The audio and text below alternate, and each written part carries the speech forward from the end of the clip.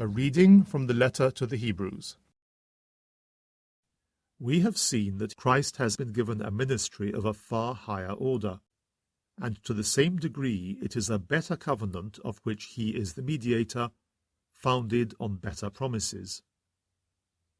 If that first covenant had been without a fault, there would have been no need for a second one to replace it.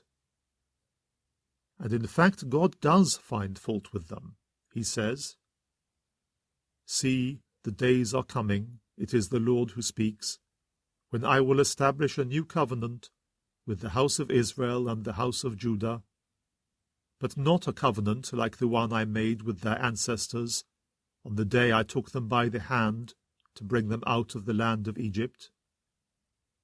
They abandoned that covenant of mine, and so I on my side deserted them. It is the Lord who speaks. No, this is the covenant I will make with the house of Israel when those days arrive. It is the Lord who speaks. I will put my laws into their minds and write them on their hearts.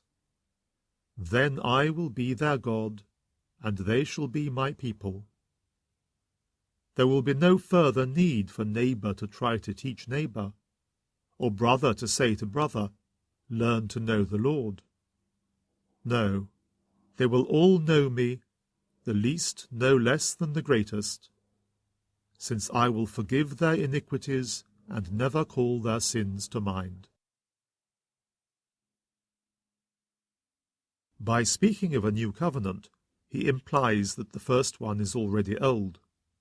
Now anything old only gets more antiquated until in the end it disappears. The Word of the Lord. A reading from the Holy Gospel according to Mark. Jesus went up into the hills and summoned those he wanted. So they came to him, and he appointed 12. They were to be his companions and to be set out to preach, with power to cast out devils. And so he appointed the 12.